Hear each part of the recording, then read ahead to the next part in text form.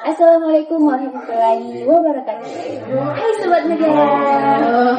Perkenalkan, kami adalah mahasiswa Prodi Ilmu Administrasi Negara angkatan 2023, Fakultas Ilmu Sosial dan Hukum Universitas Negeri Makassar.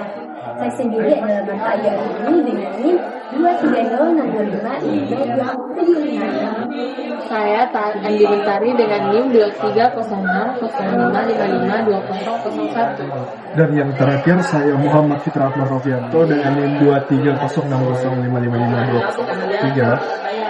Kami di sini mau bahas rangkuman materi mata kuliah pengembangan organisasi publik yang sudah dibawakan oleh Bapak Muhammad Hidayat L dari NTD selaku dosen pengampu mata kuliah tersebut.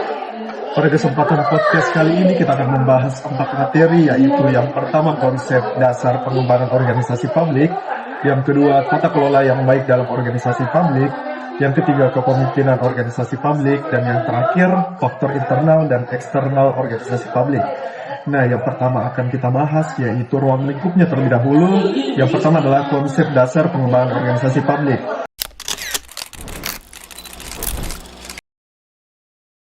Menurut saya, seperti yang pernah dijelaskan oleh Kak Hidayat di kelas, bahwa ketika kita ingin memahami organisasi publik itu, kita harus mengetahui dinamika birokrasi yang ada di dalamnya. Jadi organizational development ini memiliki peran upaya seperti sistematis dan berencana untuk meningkatkan efisiensi organisasi melalui intervensi yang didasarkan pada menurut saya.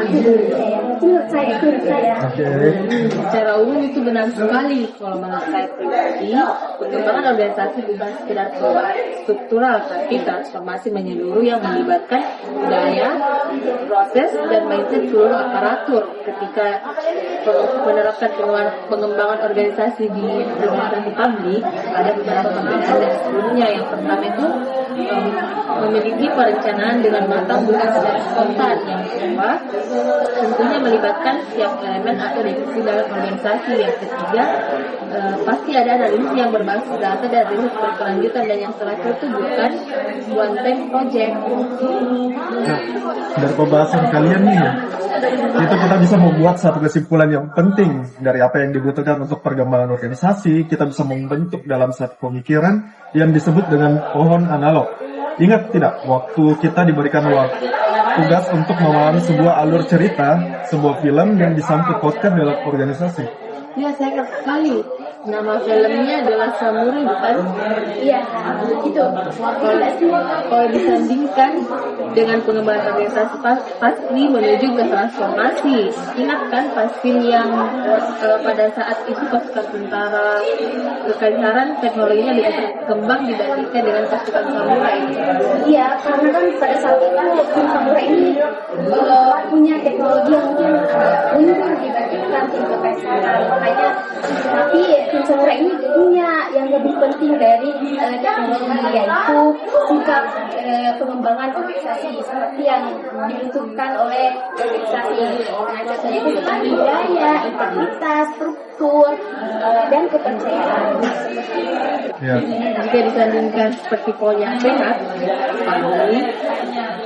memerlukan akar yang kuat dalam artian akar di organisasi publik adalah budaya dan nilai. Kalau batang yang kokoh seperti struktur dan proses, sedangkan buah yang berkualitas seperti payung yang dihasilkan untuk publik.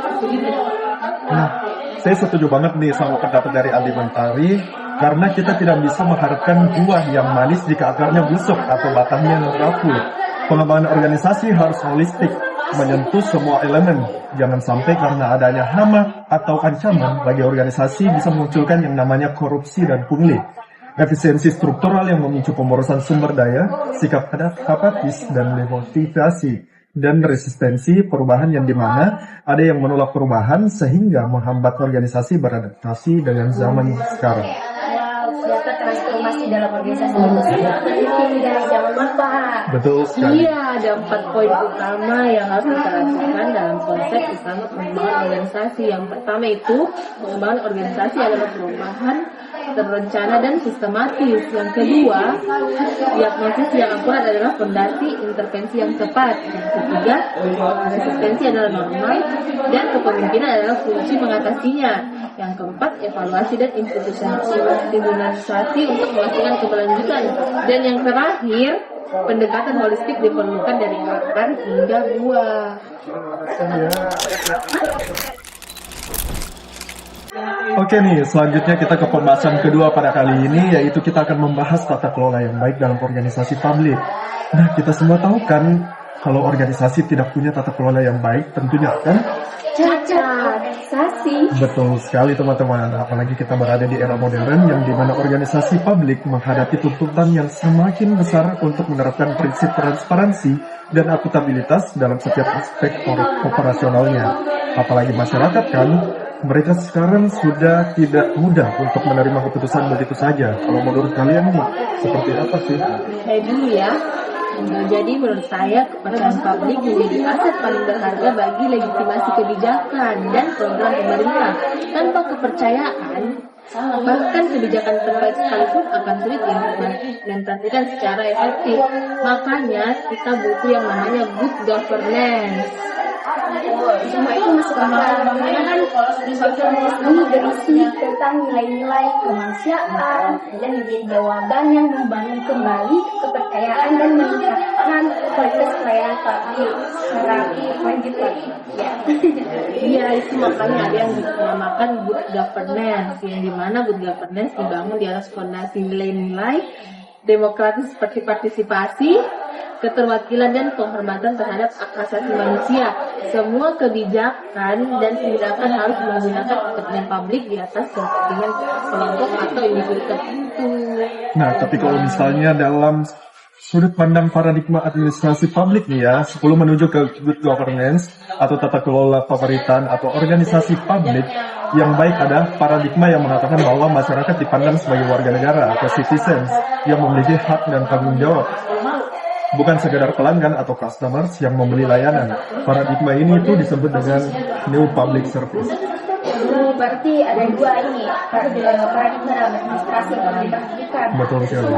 Kalau dari ini kesimpulan dari saya, kalau good governance ini berfokus pada transparansi, akuntabilitas, partisipasi dan kerjasama antar sektor swasta serta masyarakat. Sedangkan kalau dari new public service ini pemberdayaan masyarakat untuk menjadi agen perubahan dalam komunitas itu sendiri. Ini mungkin cakup aktivitas dan melakukan partisipasi aktif mungkin. Ya.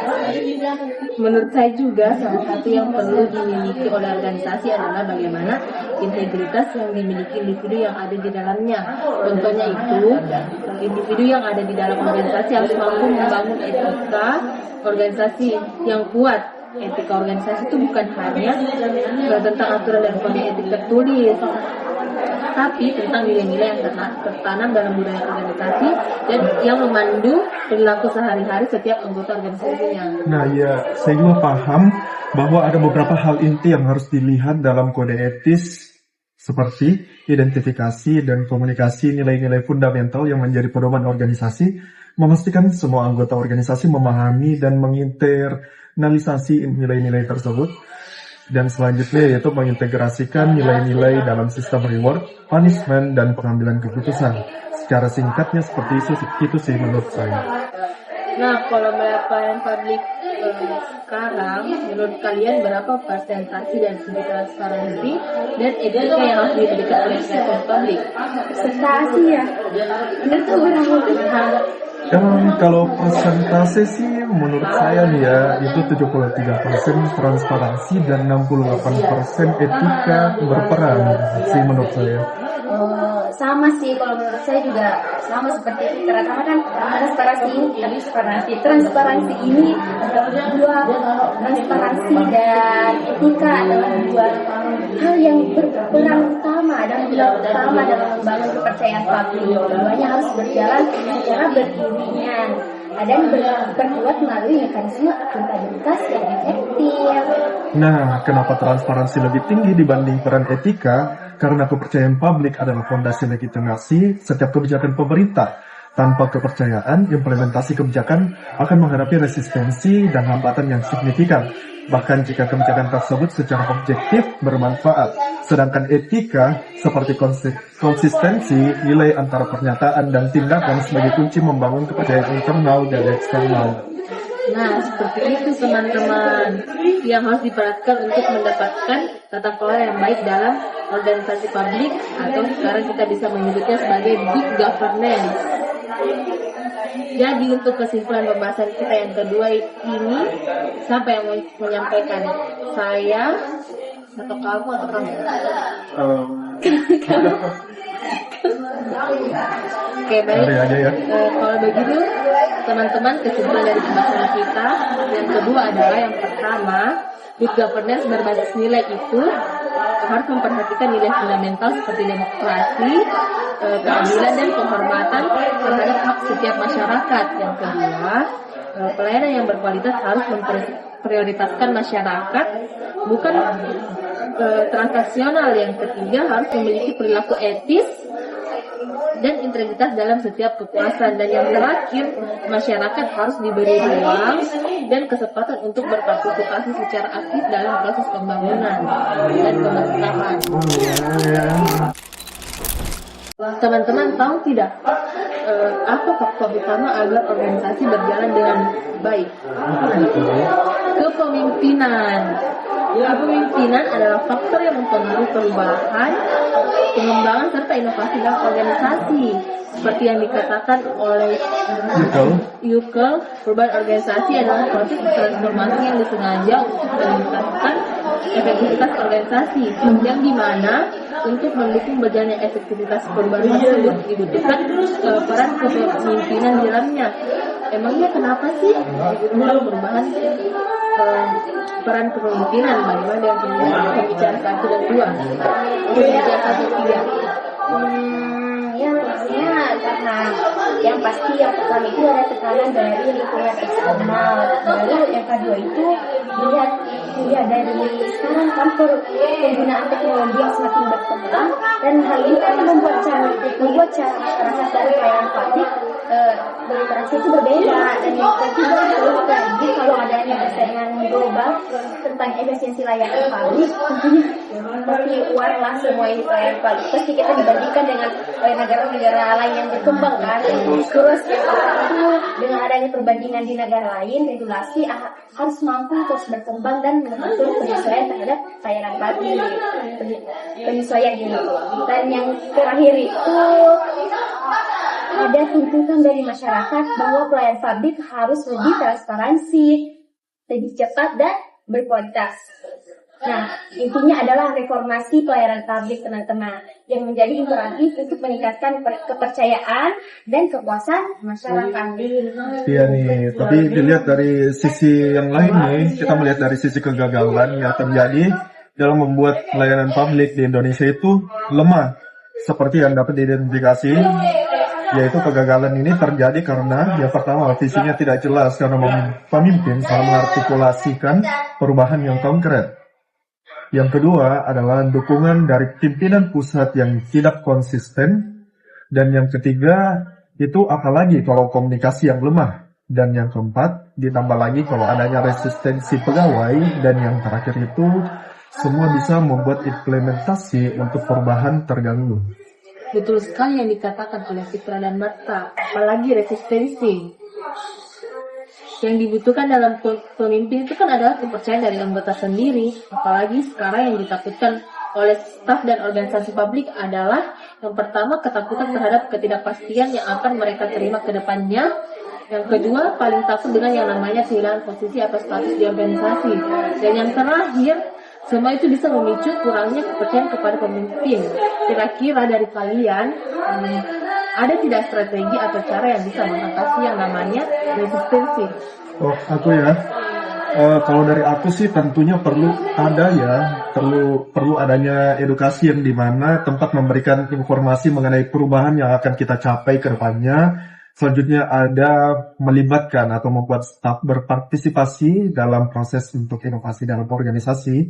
Tentunya menyediakan training dan pendampingan saat transisi perubahan. Dan yang terakhir itu adalah harus mampu bernegosiasi. Agar apa? Agar bisa membangun kepercayaan yang saling menguntungkan. Kalau dari aku sih begitu ya. Oh, kalau dari saya mungkin dari peran pimpinannya, bagaimana seperti apa yang harus dilakukan ketika dia menjadi pemimpin dalam organisasi publik.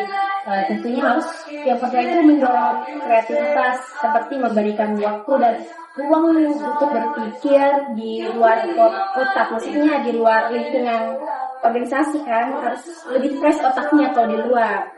Dan yang selanjutnya itu memberikan ruang eksperimen yang dimana mengizinkan uji coba pendekatan baru. Dan yang ketiga atau yang selanjutnya itu menghargai ide baru, bukan malah menghina kalau misalkan dari anggota itu atau staf memberikan masukan tapi malah ditolak oleh pimpinannya. Jangan ya. Jangan. Itu kita harus memberikan apresiasi terhadap inisiatif inovatif dari staf. Terus yang terakhir itu adalah toleransi terhadap kegagalan, di mana kita melihat kegagalan sebagai pembelajaran, bukan hukuman.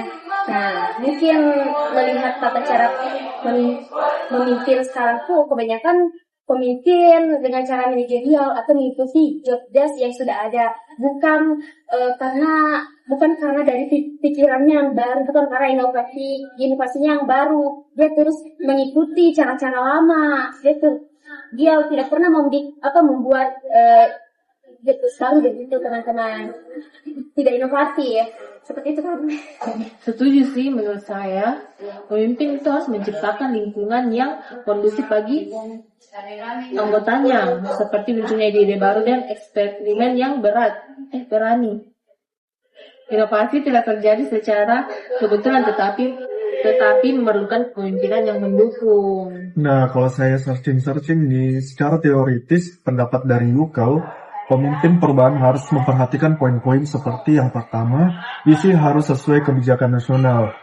Tentunya arah perubahan harus selaras dengan rencana pembangunan dan prioritas pemerintah. Dan selanjutnya itu adalah koalisi melibatkan stakeholder politik. Dan tentunya dukungan dari legislatif, partai politik, dan tokoh masyarakat itu akan menjadi kunci keberhasilan dari sebuah organisasi publik. Selanjutnya itu adalah komunikasi harus transparan. Tentunya hal ini akan menjadi paling urgent di antara yang lain ya, karena keterbukaan informasi kepada publik meningkatkan legitimasi dan dukungan terhadap perubahan yang ada. Dan yang terakhir itu adalah pertimbangan aspek regulasi, yaitu perubahan harus mempertimbangkan kerangka hukum yang berlaku. Saya juga pernah baca bahwa kerangka kepemimpinan dari Yuval memperlihatkan proses siklus yang berkelanjutan dalam mengelola transformasi organisasi. Kayaknya ada 4 ya. Yang pertama itu harus memiliki visi yang jelas. Yang kedua harus melibatkan tim sehingga menciptakan komitmen. Yang ketiga itu implementasi. Dan yang terakhir kayaknya evaluasi dan inovasi. Model ini menekankan bahwa perubahan organisasi bukanlah peristiwa kali jadi, melainkan proses berkelanjutan yang memerlukan kepemimpinan aktif di setiap tahapannya. Evaluasi dan inovasi terus-menerus membawa organisasi kembali ke pembaruan visi dan komitmen. Secara singkatnya sih seperti itu. Terus bagaimana kunci yang harus dimiliki sama pemimpin kalau mau jadi agen perubahan atau agen gitu? Ya tentunya kita harus memperhatikan 5 poin. Poin pertama itu mampu memprediksi apa yang terjadi ke depannya. Betul. Yang kedua, cara yang mudah dipahami atau komunikasi. Yang ketiga, tentunya dibutuhkan tindakan yang nyata, bukan sekedar retorika. Yang keempat, fleksibel dalam pendekatan dan responsif terhadap umpan balik serta kondisi yang berubah. Dan yang terakhir itu tidak takut mencoba pendekatan baru dan menerima kemungkinan kegagalan. Sepemahaman saya seperti itu. Nah, yang saya baca-baca nih tentang implementasi konsep Yuval sangat relevan dalam konteks ini, terutama dalam menghadapi resistensi budaya birokrasi tradisional dan membangun komitmen terhadap perubahan di seluruh jajaran pemerintah. Program reformasi birokrasi nasional sejalan dengan prinsip-prinsip kepemimpinan perubahan yang dijelaskan Yukel. Pemerintah Indonesia sedang menjalankan transformasi besar-besaran untuk meningkatkan kualitas pelayanan dan tata kelola. Oh, paham. Jadi dari pembahasan kita ketiga ini, yang dapat disimpulkan ini adalah yang pertama itu ada perubahan melakukan keterlibatan langsung dan berkelanjutan dari pemimpin di semua level, bukan hanya arahan dari atas seperti ada dari kepala bidang contohnya. Yang kedua itu adalah penjelasan arah dan dukungan yang konsisten merupakan fondasi kesuksesan perubahan organisasi yang harus ada kompensasinya dari pemimpin. Kemudian yang ketiga itu resistensi, yang dimana adalah respon yang natural yang harus dipahami dan dikelola dengan strategi yang tepat, bukan dihindari. Dan yang keempat itu pembaruan berkelanjutan, harus dipimpin secara keseluruhan dengan menciptakan iklim yang mendukung kreativitas dan eksternal. Nah, penerapan konsep-konsep ini dalam konteks birokrasi Indonesia memerlukan adaptasi yang mempertimbangkan karakteristik yang unik dalam organisasi publik, teman-teman. Namun prinsip dasarnya tetap relevan dan dapat menjadi panduan efektif bagi para pemimpin dalam membuat transformasi dalam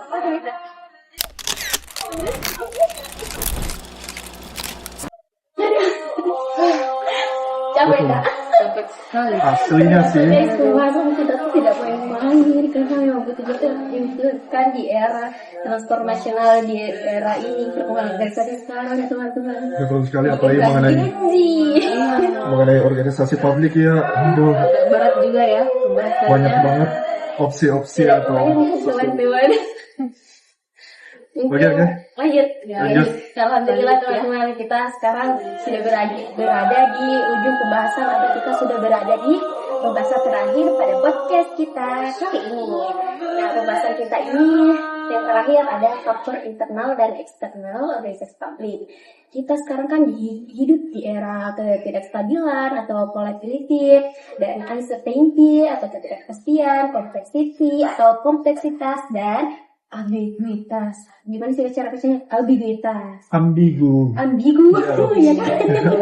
Itu ya ambiguitas, guys. Perubahan terjadi dengan cepat dan tidak dapat diprediksi, dan maka dari itu kita perlu memperhatikan faktor internal dan eksternal dalam organisasi publik. Dan yang pertama faktor internal dulu ya, mungkin dan tentunya kalau kita tahu dulu di dalamnya berkeluar, guys. Nah, untuk Silakan. mengetahui belum. Iya, lanjut. Kayaknya Maaf kita ya. ini semangat Udah. banget ya. Udah capek banget. Kalau menurut saya ya, faktor internal itu mencakup segala sesuatu yang berada di bawah kendali langsung organisasi, seperti aset, kapasitas dan sumber daya yang dapat dikelola dan dikembangkan untuk mencapai tujuan organisasi. Terus komponen internal atau aset utama internal organisasi itu ya, Aku aja yang jawab ya. Pada kali ini adalah pertama itu adalah sumber daya manusia, yaitu jantung dari setiap organisasi. Adanya kualitas, kompetensi, dan komitmen pegawai menentukan kemampuan organisasi untuk beradaptasi dan berinovasi. Tentunya SDM ini itu sangat penting ya, apalagi dalam setiap aspek di hidup ini pasti organisasi publik di era saat ini itu pasti memerlukan SDM yang berkualitas tentunya. oh berarti yang perlu diperhatikan itu adalah individual atau sumber daya manusia ya. Betul sekali. Yang dimiliki di dalam organisasi itu sendiri. Terus di mana organisasi harus memiliki pegawai. Ya kalau di organisasi publik mungkin pegawai atau apa staff. Iya. Sama. Dan di mana organisasi harus memiliki staff yang memiliki kompetensi berupa keterampilan teknis dan manajerial. Dan pemimpin harus memiliki sikap yang loyalitas dan mampu memotivasi anggota agar semangat dalam bekerja. Dan kemudian staff atau pegawai itu harus bisa atau yang biasa kita sebut itu ASN harus mampu mengadopsi teknologi modern. Mungkin seperti itu ya dalam internalnya. Ya itu kan kalau dari segi SDM-nya, kalau dari segi sarananya beda lagi. Seperti apa sih yang dimaksud? yang Anda maksud itu? Ya, seperti ketersediaan perangkat keras, perangkat lunak, informasi dan infrastruktur kritik yang mendukung operasional organisasi secara efektif dan efisien. Selain itu juga kapasitas anggaran, alokasi dana yang tepat sasaran, dan kemampuan organisasi untuk mengelola sumber daya keuangan secara berkelanjutan dan akuntabel. Dan juga yang terakhir, kondisi gedung, ruang kerja, dan fasilitas pendukung yang menciptakan lingkungan kerja kondusif, nyaman, dan mendorong produktivitas serta kolaborasi. Oke, setuju sih, apalagi organisasi publik harus menghindari yang namanya birokratis yang kaku, yang mana hal ini dapat memperlambat dan dalam merespon perubahan ya. Yang kita butuhkan adalah organisasi yang fleksibel dan adaptif, artinya cepat beradaptasi dengan kebutuhan organisasi dan publik. Kalau dari segi eksternalnya nih, pasti beda lagi dan sangat perlu riset yang mendalam. Iya, artinya kan kalau dari karakteristik faktor eksternal, dia berada di luar kontrol dari organisasi. Kan faktor internal tergolong organisasi untuk beradaptasi. Nah, hal ini dapat menjadi peluang atau ancaman organisasi sehingga memerlukan pengetahuan berkelanjutan yang mungkin sangat analitik dan berdasarkan riset, dengan asal-asalan. Baru organisasi tidak hidup dalam ruang yang hampa. Dengan eksternal menentukan batas dan peluang yang tersedia. Nah, betul. Apalagi yang mencakup dampak eksternal organisasi. Hal yang dibutuhkan organisasi seperti teknologi, perubahan politik, ekspektasi sosial, dan ekonomi. Kekuatan eksternal itu berada di luar kendali organisasi, namun memiliki dampak signifikan terhadap keberlangsungan dan strategi organisasi. Oke, kalian pernah nggak sih dengar kata PESTEL itu? STL begitu? Ya. Pernah. Nah, PESTEL itu, teman-teman, adalah kerangka analisis komprehensif untuk mengidentifikasi, mengevaluasi faktor-faktor eksternal makro yang mempengaruhi organisasi, yang mencakup politik yang mempengaruhi kebijakan dan perubahan stabilitas pemerintah, ekonomi yang berdampak pada perekonomian masyarakat seperti ada di inflasi. Inflasi itu adalah tingginya harga konsumen ya teman-teman, dan terakhir itu ada dampak sosial, yang dimana masyarakat menuntut pelayanan publik yang transparan dan akuntabilitas. Oh iya, kalau dari segi contohnya sih apa yang kita rasakan di lingkungan yang sekarang ini penggunaan teknologi seperti penggunaan AI ya, atau sekarang pemerintah mulai melakukan informasi digital, terus dari segi isu keberlanjutan. Maaf teman-teman, sedikit gugup menjelaskan. Jadi maksud saya itu pemerintah sekarang itu lebih menggunakan informasi digital seperti AI dan terus segi dari isu keberlanjutan lingkungannya ada tuntutan untuk mengintegrasikan prinsip ramah lingkungan dalam kegiatan dan operasional organisasi publik. Kalau dari segi hukum perubahan peraturan perundang-undangan, compliance terhadap regulasi baru dan kerangka hukum yang mengatur tata kelola organisasi sektor publik secara singkat seperti itu, walaupun sedikit agak berantakan cara saya menjelaskan. Berarti kalau untuk pengembangan organisasi publik itu perlu dong kayak adanya relasi dengan stakeholder untuk kesuksesan organisasi seperti masyarakat, LSM, dan aktivis, lebih lagi media massa. Iya benar, apalagi kan sektor swasta sebagai mitra potensial dalam kolaborasi publik swasta untuk meningkatkan kualitas layanan dan efisiensi operasional. Contohnya itu jalan tol, itu kan hasil kolaborasi antar pemerintah dan swasta kan. Tapi kalau melihat dari semua faktor internal dan eksternal dalam organisasi publik yang membuat stakeholder bisa memecahkan permasalahan yang ada, pastinya mereka perlu melakukan analisis SWOT. Analisis SWOT bisa menjadi jembatan yang menghubungkan faktor internal dan eksternal untuk merumuskan strategi yang efektif dan realistis. Iya, betul sekali. Yang berpengaruh di internal organisasi adalah analisis strength untuk melihat kekuatan yang dimiliki dan weakness untuk melihat kelemahan yang perlu diperbaiki. Kalau di eksternal adalah namanya analisis opportunities. Bisa melihat peluang yang dapat dimanfaatkan dan Trits bisa melihat ancaman yang harus diantisipasi. Strategi organisasi bisa menggabungkan. Dan keempat, analisis strategi ini loh. Nah, untuk mengantisipasi faktor internal dan eksternal. Coba jelaskan dong Marta sedikit mungkin. Wow. Oke, seperti pemahaman saya itu strength gabung dengan opportunities atau SO menggunakan kekuatan internal untuk memanfaatkan peluang eksternal. Contohnya memanfaatkan sumber daya manusia kompeten untuk mengembangkan layanan digital baru. Kemudian ada strategi ST, strength, street yang menggabungkan kekuatan internal untuk menghadapi ancaman eksternal. Contohnya memanfaatkan teknologi untuk meningkatkan keamanan data. Nanti tersebar semua data yang berarti analisis ST-nya tidak bagus. Kemudian ada strategi WO, bukan wedding organizer ya, tapi weakness opportunities, yang artinya memperbaiki kelemahan internal untuk memanfaatkan peluang eksternal. Contohnya itu pelatihan digital untuk staff senior agar bisa melayani masyarakat kita. Kan banyak nih staff senior yang sudah ini kan yang ketinggalan begitu, jadi perlu yang namanya pelatihan, pembimbingan gitu. Kemudian ada WT, weakness traits, yaitu meminimalisirkan kelemahan dan menghindari yang namanya ancaman. Contohnya menyederhanakan prosedur untuk mengantisipasi kritikan publik. Artinya ya proses dalam urusan publik itu tidak perlu berbelit-belit. Ya itulah pokoknya. Oh mungkin contohnya kayak gini ya, ada organisasi publik yang punya staf gagap teknologi. Nah kita bisa menyebutnya resistensi. Resistensi terhadap perubahan. Ya, sorry. Saya lupa. Berarti ini masuk ke kelemahan dong. Weakness. Nah, kemudian organisasi publik juga dituntut untuk layanan masyarakat yang mudah dan cepat diakses, artinya berbasis digital. Jadi ini masuk ke peluang opportunities.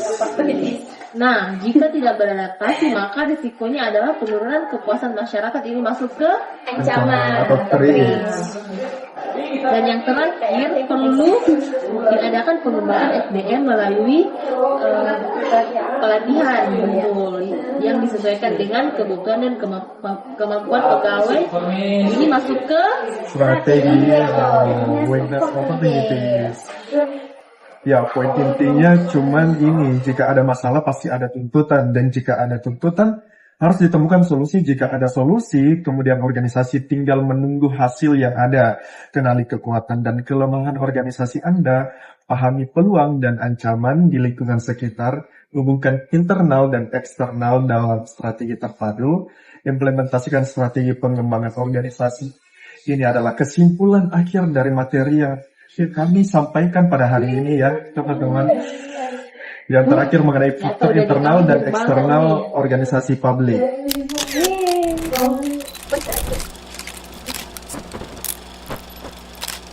Terima kasih teman-teman yang sudah nonton. Semoga podcast kami bermanfaat dan bisa jadi pelajaran bagi kita bersama. Jangan lupa komen, like, and share podcast ini ya, biar tinggalin bukti kalau kalian sudah nonton. Betul sekali. Terakhir nih ada pantun dari saya. Wow, apa tuh santunnya? Parah ya, Marta, parah banget. Saya memang nggak ahli ya kalau misalnya masalah pantun, tapi saya bakalan coba ya pantun pada kali ini. Jika ada orang batuk di bulan Ramadan, Cakep. mungkin dia lagi nelan batu. Jika ada salah kata mohon dimaafkan. Wabillahi taufiq wal hidayah. Assalamualaikum warahmatullahi wabarakatuh. Dadah.